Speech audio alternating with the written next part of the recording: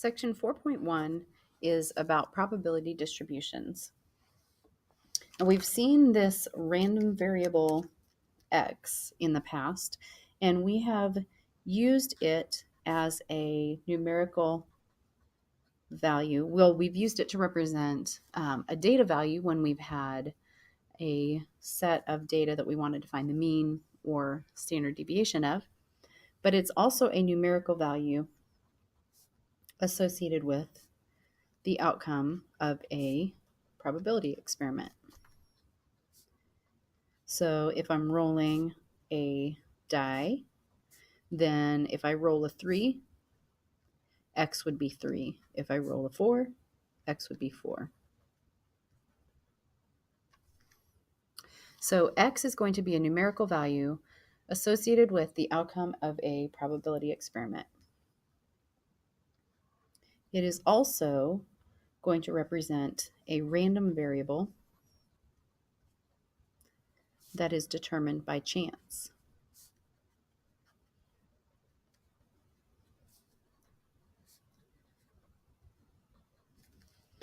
Now, this variable x can be either what we call continuous or it can be what we call discrete.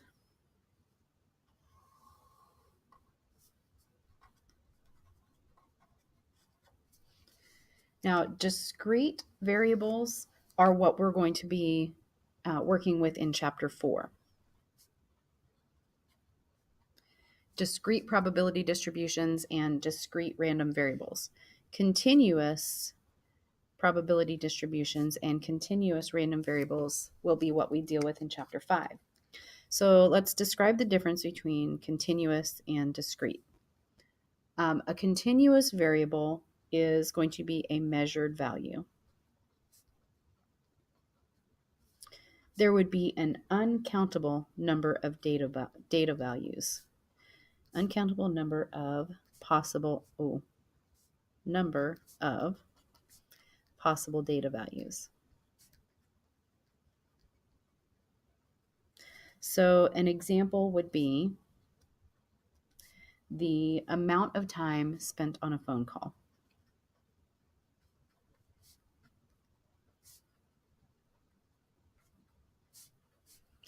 Because it's considered continuous because if I'm measuring the amount of time I spend on a phone call, it could be 4 minutes and 2 seconds, or 4 minutes and 2.7 seconds, or 4 minutes and 2.038 seconds. So there's just an uncountable number of possible data values.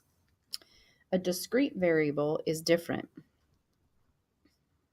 There are a finite or countable number of outcomes possible, or data values possible. It is a counted value as opposed to being a measured value. So an example would be the number of phone calls made. Even though there can be a lot of possible outcomes, I would be able to count how many outcomes were possible. There'd be 1 phone call or 2 phone calls or 83 phone calls, but there can't be, there's not an uncountable number of possible phone calls. So we're going to work with discrete variables in Chapter 4, and then in Chapter 5 we'll move on and work with continuous. So let's talk about a discrete probability distribution.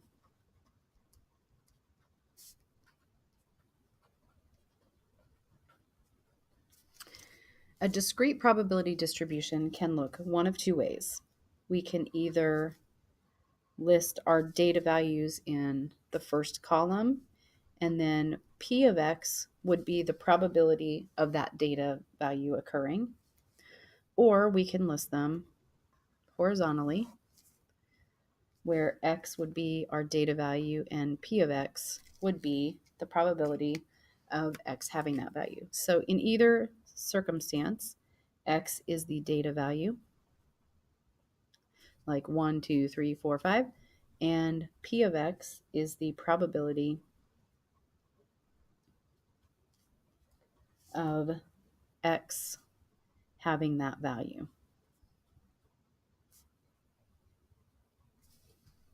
One thing about a probability distribution, a discrete probability distribution, is that each value of P of X must be between 0 and 1 because they are probabilities, and probabilities take on values that are between 0 and 1. And then the sum of all of the probabilities has to equal 1. So if I add up all my probabilities, they would have to equal 1. Let's look at an example of rolling a die. Or a number cube. I'll say number cube. Like a standard number cube. So it has 6 numbers on it. So the possible outcomes or possible values of my variable are 1, 2, 3, 4, 5, and 6. The probability of each outcome is 1/6.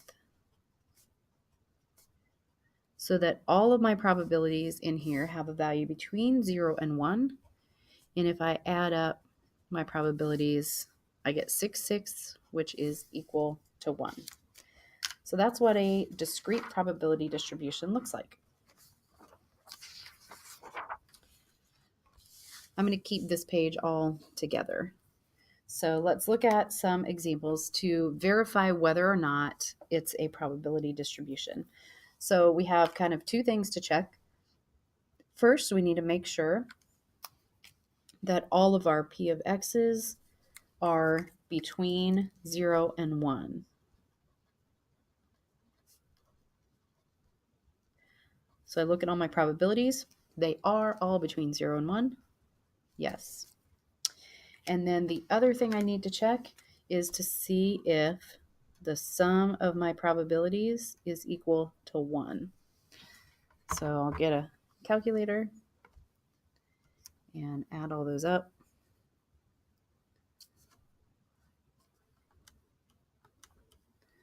So 0.216, 0.432, 0.288, 0.064. Yes, that equals 1. So since both of those things are true,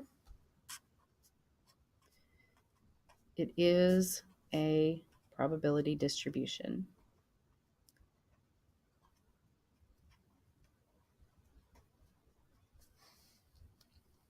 Okay, so then we have some to look at and decide whether it is a probability distribution or not. So we've got 4 here. Determine whether it's a probability distribution and explain your reasoning. So looking here, all of my probabilities are between 0 and 1. So the next thing I would need to check is if they add up to 1 when I add them all together. I get 1.04. Oops, I typed something in there wrong. I get 1.07. So here, the sum of my probabilities is 1.07. So that is a no. Okay, next one. Check to see if all my probabilities are between 0 and 1. And these 2 are not. So these are not between 0 and 1. So that is a no.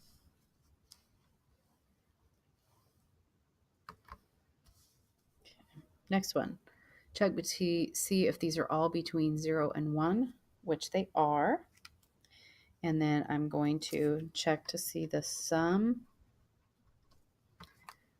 So 1/16 plus 5/8 plus 1/4 plus 1/16. That equals 1. So this is a yes. And then this one, all of my numbers are between 0 and 1. So I'll check to see what my sum is. 0.09 plus 0.36 plus 0.49 plus 0.1. That is 1.04. So that is a no. So both of those things have to be true. All of your probabilities have to be between 0 and 1, and the sum has to equal 1 of the probabilities. Okay, we're going to come back and do this example in a moment, because we're going to have to figure out how to make a probability distribution out of this data, and then we're going to use that to make a histogram. So I need a piece of paper here. So this is going to go to example 2. So we're going to kind of go back and forth between this example and this paper. To construct a probability distribution, remember we're going to have a row for x and a row for p of x. So x is my data value. So I already know what my data values are. They're labeled as x actually. So I'll have 1, 2, 3, 4, and 5. And then p of x is the probability of my data value occurring. So to find p of x, I'm going to go back to my data chart here. P of x is going to be the frequency of that occurring, so like 24, divided by the sample size. So I have to add all these up to get my sample size, because that's how we get that. The sum of the frequency is equal to the sample size. So I've got 24, 33, 42, 30, and 21, 150. So for each of my probabilities, I will have the frequency divided by sample size. So 24 by 150, 33 divided by 150, 42 divided by 150, 30 divided by 150, and 21 divided by 150. In my probability distribution, that's going to be this. This will be my probability distribution. I'm going to do the division, and then by the round off rule, I am going to go 1 decimal place further than my data. Actually, that is not what I'm going to do. I am going to go 2 decimal places on my probability. So I'm going to take 24 divided by 150. That is 0.16. So 0.16. 33 divided by 150, 0.22. 42 divided by 150, 0.28. I didn't even need to worry about rounding because it's going to come out nice for me. 0.20, and then 21 divided by 150, 0.14. So I can see here that all my values are between 0 and 1. If I add up my probabilities in here, 0.16, 0.22, 0.28, 0.2, 0.14, I get 1. So this is going to be a good probability distribution. And I'm going to take that probability distribution and I'm going to make it into a histogram. So we can make a probability histogram out of this probability distribution. So here's going to be my histogram.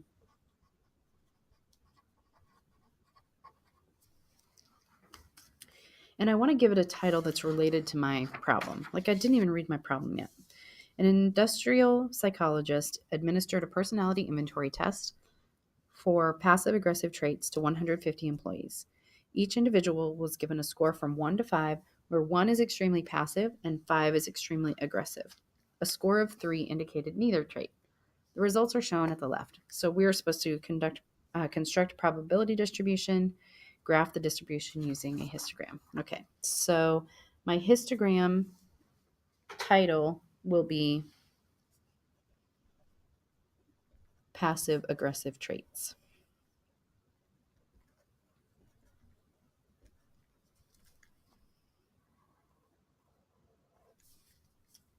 I should have grabbed a ruler to make that straight, but I did not. What I'm going to have along the horizontal axis is going to be the score. And those scores were 1, 2, 3, 4, and 5.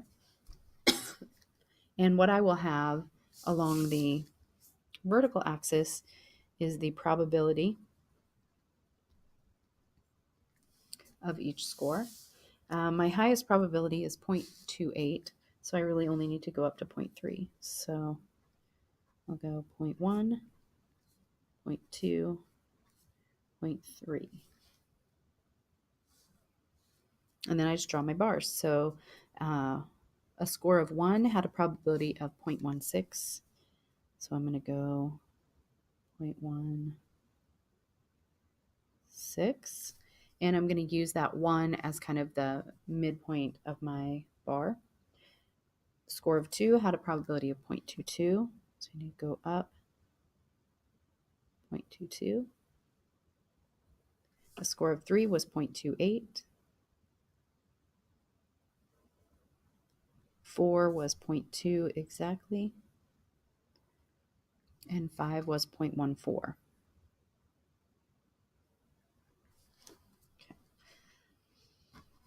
So in looking at this probability distribution, we can see that it has kind of almost a normal shape. It's, we can tell where the mode is.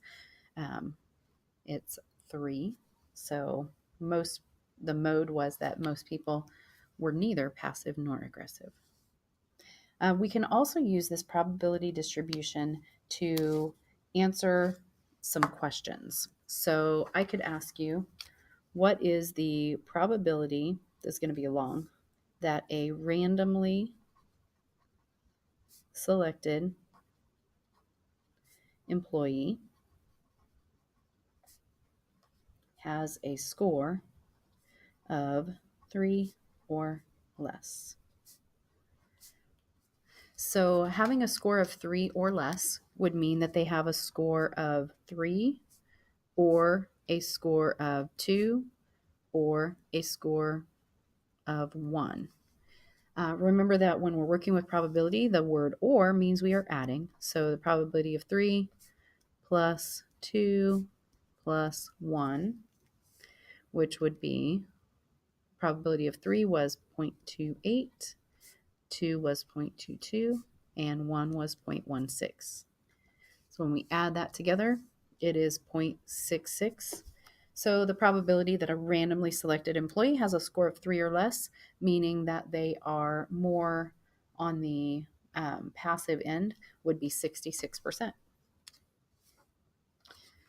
Okay. Let's try doing another frequency distribution here for this company that tracks the sales, the number of sales that new employees make each day during I believe that says 100-day probationary period. The results for one new employee are shown at the left. We're going to construct and graph a probability distribution. So let's double check and make sure our sample size is 100.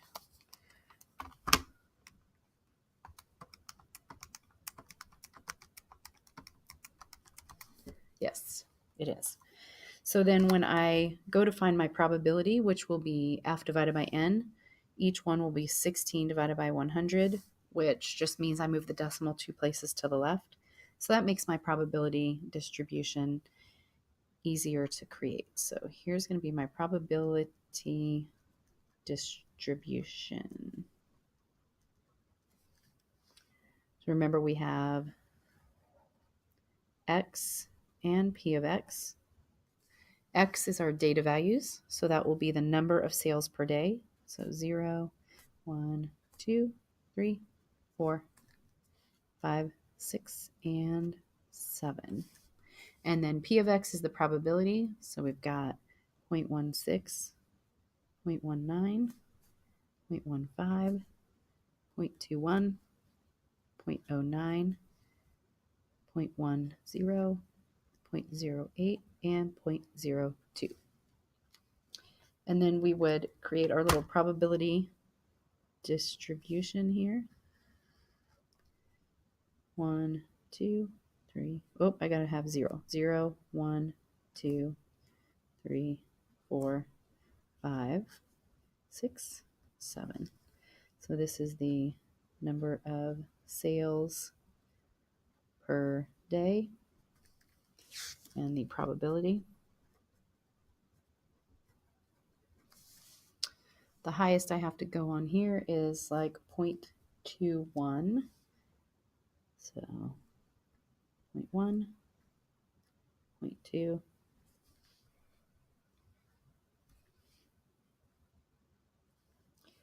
and for 0 it was 0.16. For 1 it was 0.19, so almost 0.2. For 2 it was 0.15. For 3 it was 0.21. For 0.09, 5.1, 6.08, and 7.02. And that's what our probability distribution and in the table and in the graph would look like. Now we can find the mean for a probability distribution based on having this distribution table if we don't have the data.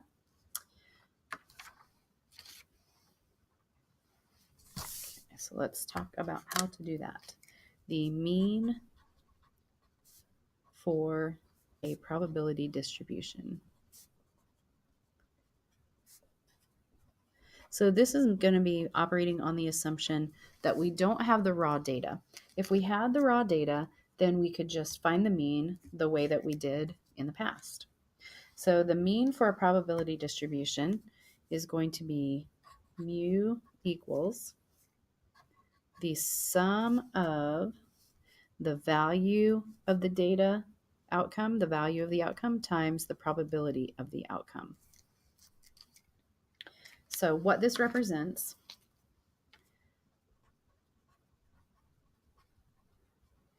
is the theoretical average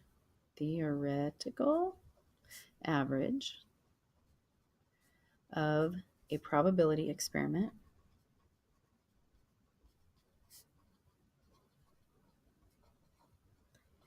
We also call this expected value. So kind of what it's representing is if I were to run this probability experiment or have this activity happen hundreds and hundreds and hundreds of times, on average, this would be the outcome. Now, when we do this computation, the mean may or may not be one of the possible values. So I might end up with, like, say I do this for rolling a dice. I might end up with like 3.7 as my answer. And that's not one of the possible outcomes, but that is the expected value of the probability distribution. So what we're doing is we're going to take the value of the outcome times the probability of the outcome, and then we are going to add all of those up. Also find the variance for a probability distribution and the standard deviation for a probability distribution. So let's get all of those formulas written down in one place, and then we will practice them on an example. So variance for a probability distribution.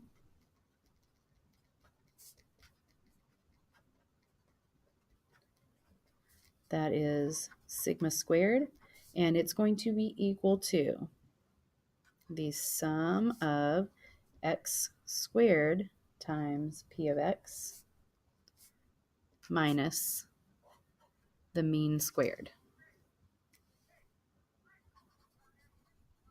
Then, of course, standard deviation, which is sigma, will be the square root of sigma squared. So I'm not going to rewrite that formula. We'll first find variance and then take the square root of it to find standard deviation. The rounding rule for finding these is going to be 1 decimal further than the data values x. 1 decimal further than those outcomes. So this will be the example we're going to work, finding the mean of a probability distribution. The probability distribution for the personality inventory test for passive-aggressive traits that we worked in example 2 is shown at the left. We are supposed to find the mean score. So for the mean is the sum of taking x times p of x. So what I want to do when I'm finding the mean and I have a probability distribution is I want to make a column for x times p of x. So I will go through and do 1 times 0.16, which is 0.16, 2 times 0.22, 0.44, 3 times 0.28, 0.84, 4 times 0.2 is 0.8, and 5 times 0.14 is 0.7. So to figure out the mean, I'm just going to add all those up. So 0.16 plus 0.44 plus 0.84 plus 0.8 plus 0.7.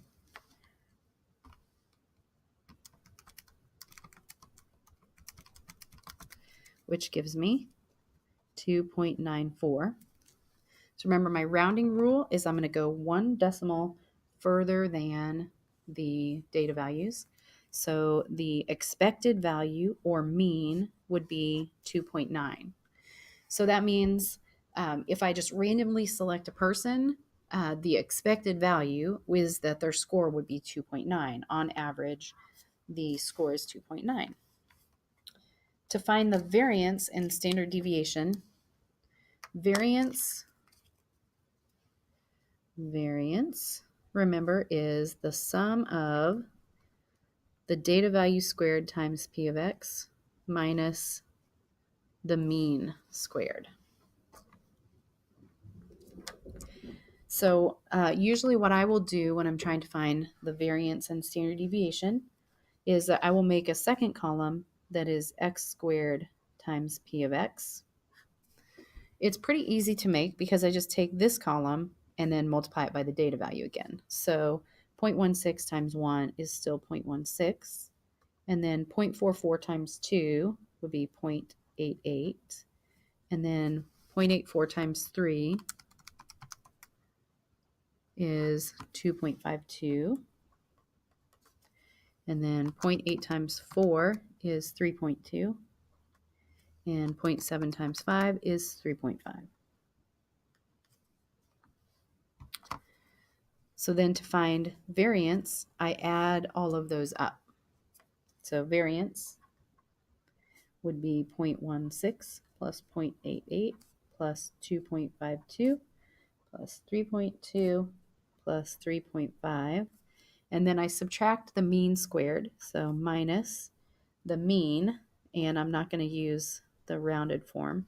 I'm going to go 2.94 squared. Now, if you answer a question and you get it wrong, chances are you forgot to subtract the mean squared. I do that all the time. I always forget to subtract that. So don't do that. So we're going to add up all those numbers. So 0.16 plus 0.88, oh goodness, plus 2.52, 3.2, and 3.5. And then I'm going to subtract 2.94 squared That's going to give me 1.6164.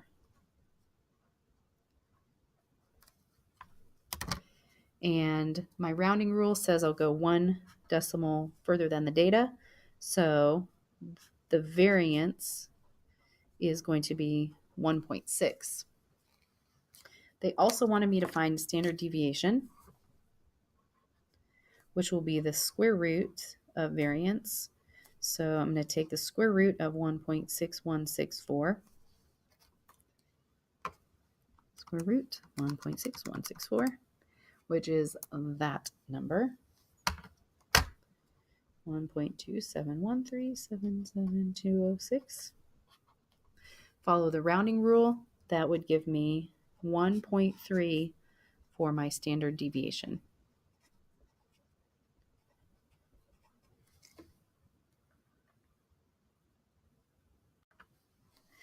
Now, I mentioned expected value a minute ago when we were talking about the mean. Expected value is the same thing as the mean. We use E of x, so the expected value of x, and that is equal to the mean, which is found by taking the sum of the data value times its probability. And what this expected value represents is the value of the outcome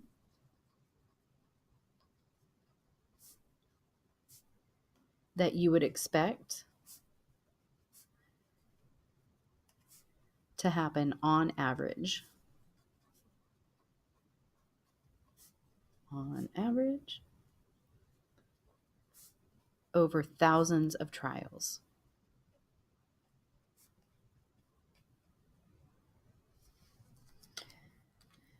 So what we can do is we can figure out if we have some kind of gambling event, we can figure out what the expected value is for a player.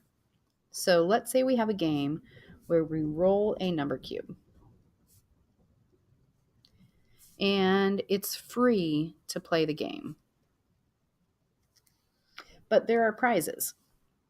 If you roll an even number, you are going to win $1. If you roll a 5, you are going to win $2. And if you roll a 3, you are going to win 50 cents.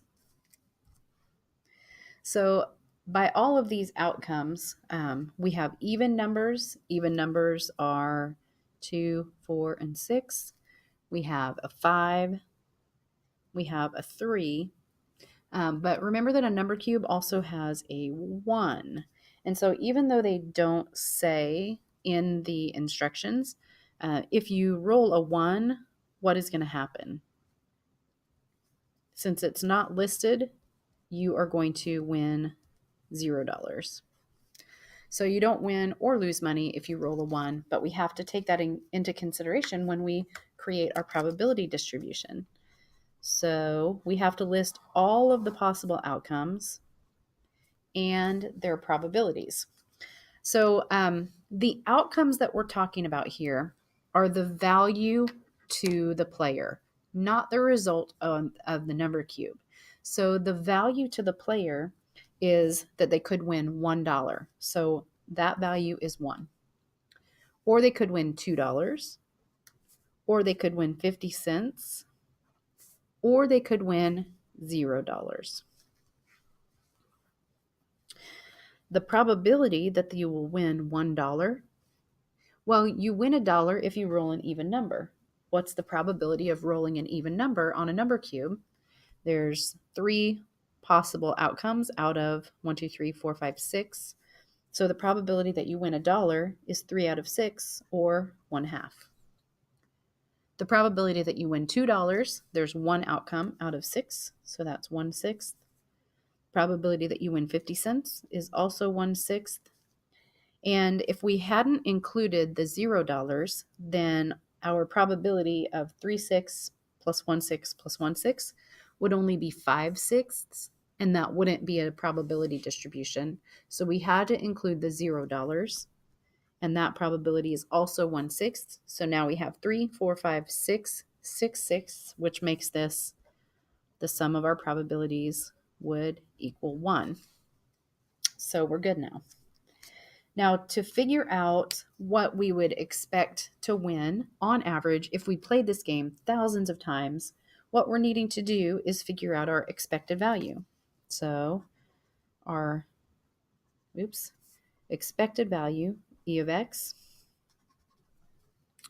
is going to be found by adding up the data value times the probability. So instead of making a chart, like adding that to my chart, what I can do is take my data value times my probability plus my data value times my probability plus my data value times my probability plus my data value times my probability. And I can just add them all up that way. So 1 times 1/2 is 1/2. 2 times 1/6, 0.5 times 1/6, and 0 times 1/6 is 0. So this is going to give me 0.916 repeating. Since I'm going to round to 1 decimal place further than my values, I would actually round this to 0.917 for my expected value. But in terms of what could happen in the real world, the way that I want to interpret that is that if I were to play the game where I'm not paying anything to play, but I get these prizes. If I were to play this game thousands of times, on average, I would earn 92 cents per trial or per time that I played. So then I want to ask a follow-up question. What if it costs $1 to play? If it costs me $1 to play, then the value is going to change for each. If I roll an even number and I paid $1 to play, then I win my dollar back. So if it costs $1 to play, then my value for rolling an even number isn't that I win $1, I actually end up winning $0. If I roll a 5, instead of winning $2, I already paid $1 to play, so now I win $1. If I roll a 3, I win 50 cents, but I paid $1 to play, so I actually win negative 50 cents. And if I roll a 1, rolling a 1, I win nothing, but I already paid $1 to play, so I'm going to win negative $1. So now my probability distribution looks different. Although my probabilities are the same, 1/2, 1/6, 1/6, and 1/6, now the value of each outcome is different. This value becomes 0. This is a 1, negative 0.5, and negative 1. So my expected value, remember I take my data value times the probability, so 0 times 1/2, 1 times 1/6, negative 0.5 times 1/6, and negative 1 times 1/6.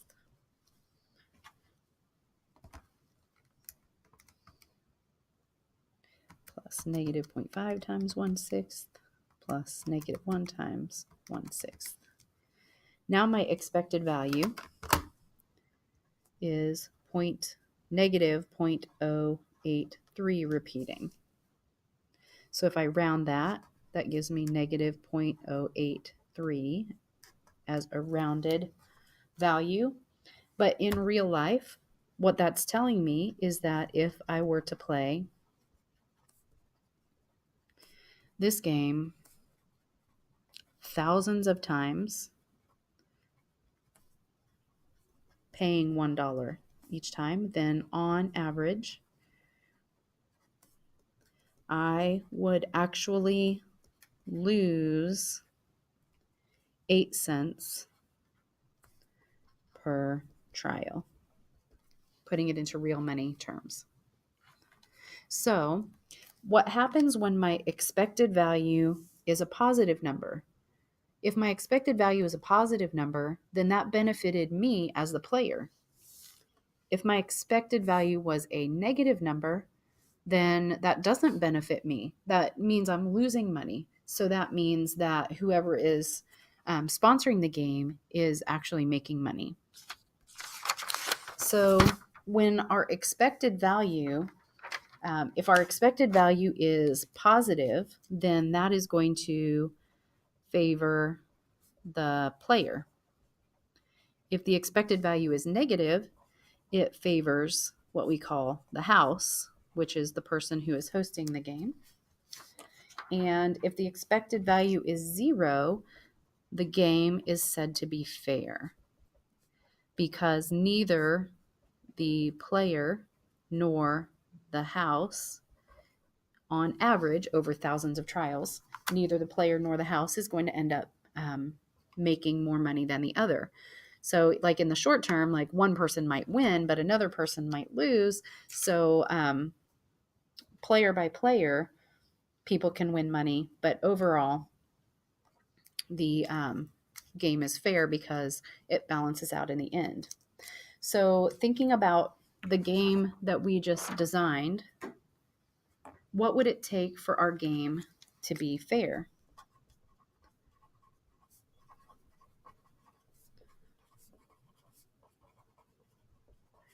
For our game to be considered fair,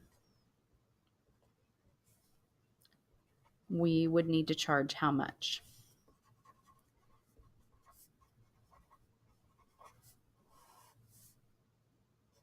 Per trial. Well, okay, so let's go back. Look at what's going on. When we charge 0, then the player on average earns 92 cents. So we need to charge more than 0. When we charge $1, the player on average loses 8 cents. So we need to charge less than $1.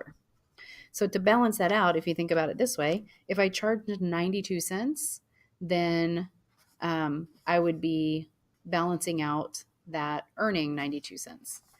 If I charge 92 cents here, that would be balancing out losing the 8 cents because I paid $1, but I lost 8 cents. So it's that 92 cents number is coming up a lot. So what we would need to do in order for our game to be considered fair, we would have to charge 92 cents per trial. So let's look at a couple of problems with expected value. So on this first one, we are selling raffle tickets, and we have 4 prizes: $500, $250, $150, and $75. We want to know what is the expected value of our gain. So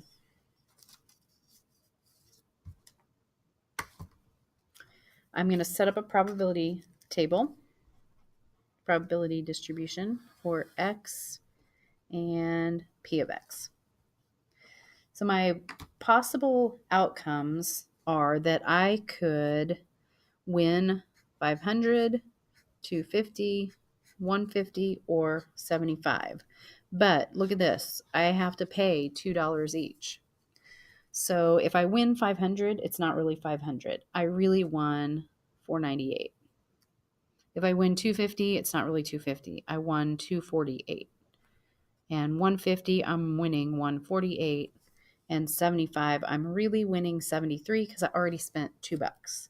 So my possible outcomes are $498, $248, $148, and $73.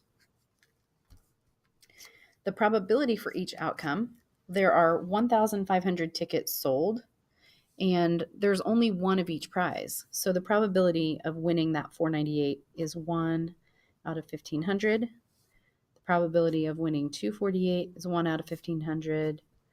148 is the same, and 73 is the same. So I want you to notice that if I add all of these probabilities up, that equals 4 out of 1,500, which is not 1. It has to equal 1. So I need to add another 1,496 out of 1,500. So I need 1,496 out of 1,500. Well, what is the expected, or what is the resulting win for those 1,496 tickets? Well, they didn't actually win a prize, so they bought a ticket and didn't win a prize, so their outcome value is -2. So when we figure out our expected value, E of x, remember that is the value of the result times the probability. So we have 498 times 1 over 1,500 plus 248 times 1 out of 1,500 plus 148 times 1 out of 1,500 plus 73 times 1 out of 1,500 plus -2 times 1,496 out of 1,500. So when we put all of those numbers in our calculator,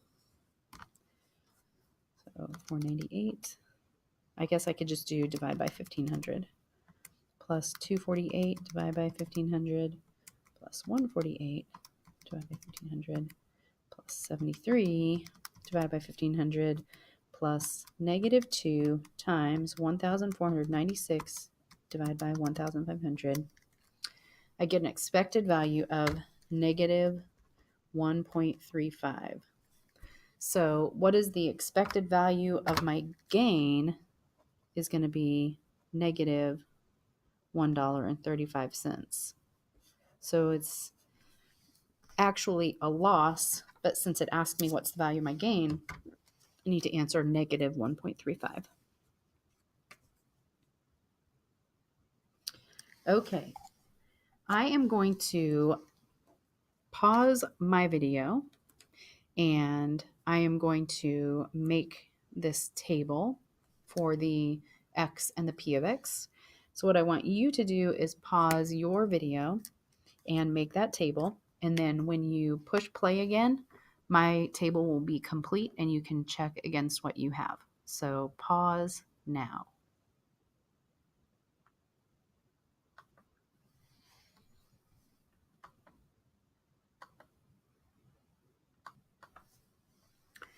So here's my probability distribution. The values of the outcomes, I had to take $5 off of each value. So 1995, 995, 495, 245, 95, and then -$5 for everyone who doesn't win a prize. And then my probabilities were 1 in 2,000 for each of the prize winners, and then 1,995 out of 2,000 for the people who did not win a prize.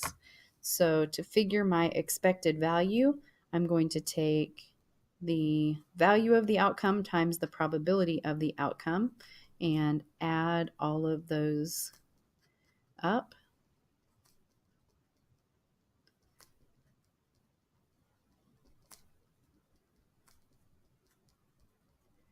This is going to go on 2 lines here.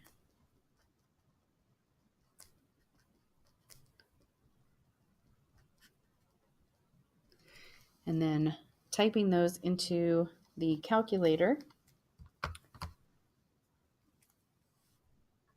When I add all of those up, I get negative 3.075, which in terms of money, I should just make negative 3.08. Now, if I was following the rounding rules, it would be $3.10 because I would go one decimal place further than the data.